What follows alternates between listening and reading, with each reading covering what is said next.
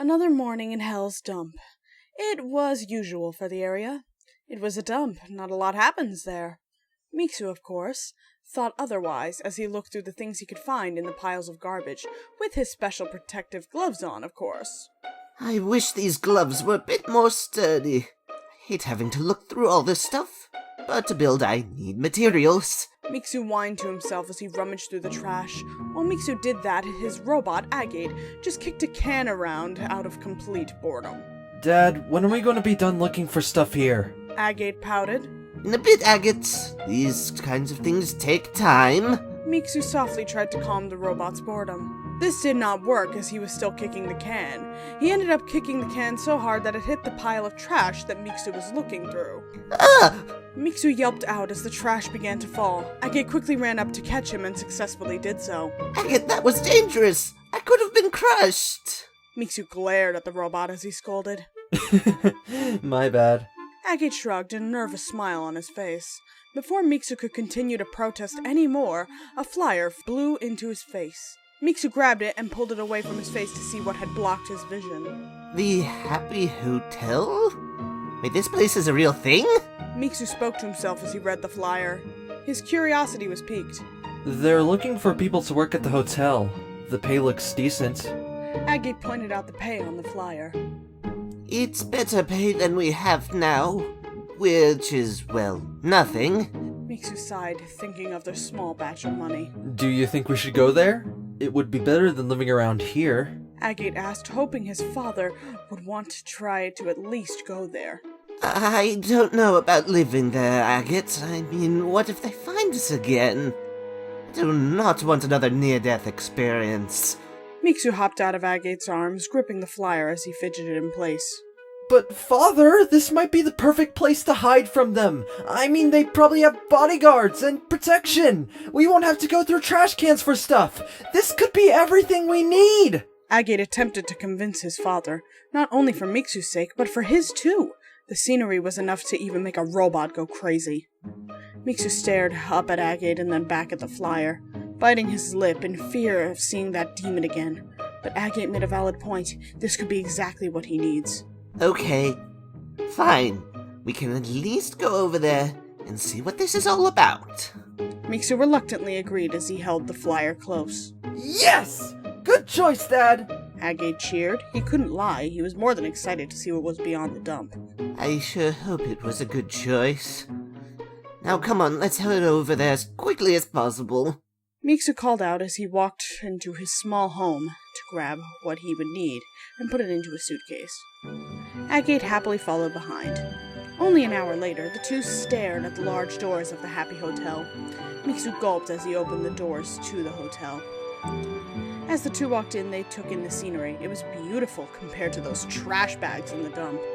Mixu looked around cautiously as he looked for the owner of the hotel. I could have sworn I heard the door open. Oh! Hello there! A voice called out from the other side of the room. It caused Mixu to jump. It was none other than the owner of the hotel, Charlie. Mixu backed up, not being used to anyone approaching him unless they wanted something out of him. Hey, it's okay. I'm not going to hurt you, Charlie said gently, bending down to the small gremlin's level. Mixu began to feel a little more comfortable. She didn't seem too frightening. He was about to speak until he felt something touch his back. Ah! Mixu cried out as he ran behind Charlie in fear.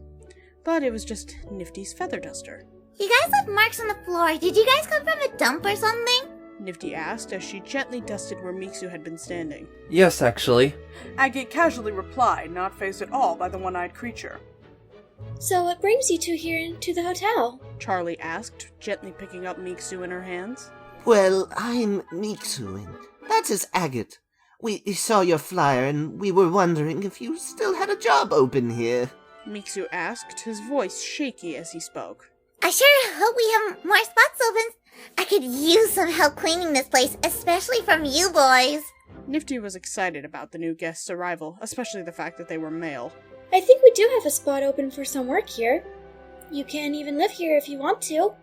The hotel is open to everyone. Charlie put down Mixu as she answered his question. We would love a room here, for two if you can. Mixu asked politely. Sure thing. Follow me. I will show you what rooms we have available. Mixu, Charlie, and Nifty began to walk off upstairs, but Agate didn't follow. He began to wander around. No one noticed he wasn't following behind, so he got a chance to look all around the place on his own. Agate ended up making his way into a large garden. The place was huge, and everything was so real. Not like in those pictures Agate was shown. It was the real deal. As Agate wandered, he had slowly realized he was lost. Wait, where did I come in from? Oh no. The robot asked himself. He figured the only thing he could do was call for help. Surely some staff member was in here. Hello? Is anyone here? Agate called out as loud as he could, trying to get some help. Suddenly he heard loud footsteps walking over from behind him. He turned around to see the biggest creature he had ever seen in hell. Who are you, and why are you here? Sumatra stared down at him, his gaze seeming neutral. I'm kinda lost. I just came here for a job and now I don't know where I am. Agate yelled out, assuming the plant demon couldn't hear him, due to his massive size.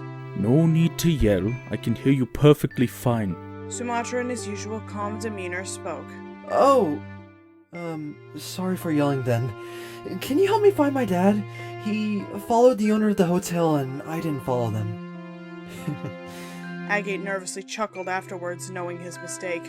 Do you remember at all where they walked off to? Sumatra asked, still sounding very deadpan.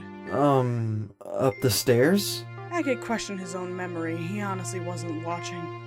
A small chuckle escaped the plant demon before speaking once more.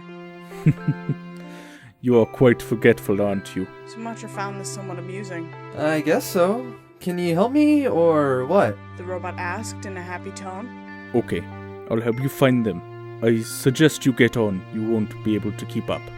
Sumatra pointed at Agate's small metallic legs as he explained.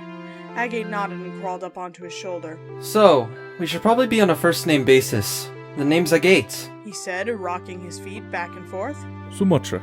The plant demon answered back. Cool name. Agate responded, looking around, interested in what the world looked like from up so high. Thank you. Sumatra answered softly as he began to go up the stairs to look for Charlie. Meanwhile, Charlie had shown Mixu the perfect guest room for two. Okay, you both have to sign right here and you'll be all set. Mixu signed the paper in his neat handwriting before calling Agate. Agate, you have to sign the... Agate? Agate! Mixu's voice cracked up a bit in worry, realizing Agate wasn't there. Did I leave him alone? Oh no. He could be getting hurt or touching things that could get him hurt. Or worse. Oh, how could I have left him alone like this? Mixu began to panic. Agate could be anywhere in this hotel. Before he could continue his panic attack, the loud footsteps came up the stairs. Hey, Dad! Check it out! I'm finally tall! Agate called out from Sumatra's shoulder. I believe this is yours. Sumatra gently picked him up and placed him down near the gremlin. Agate walked over to Charlie and signed the paper, already knowing what he had to do. I'll talk to you later, Sumatra. Agate called out to the large plant demon as he went back down the stairs. Sumatra silently waved to him as he walked away. Who... What? Agate, who was that? Mixu was astonished at what he had just seen. What was that? His mouth was agape just thinking about it. Well, I'm tired. I'm gonna take a nap in our new room. Bye. Agate walked into the room, closing the door behind him as Mixu just stood there in the exact same way. As Sumatra went down the stairs, Nifty followed behind, cleaning the mess he left with his tail. Look at all this dirt! Boy, oh boy, this is gonna be a real tough one to get out of the carpet. Nifty said as she scrubbed the carpet behind him. Sumatra paid no attention to what Nifty was saying. His only thoughts at that moment were the following. For a robot, he was quite funny.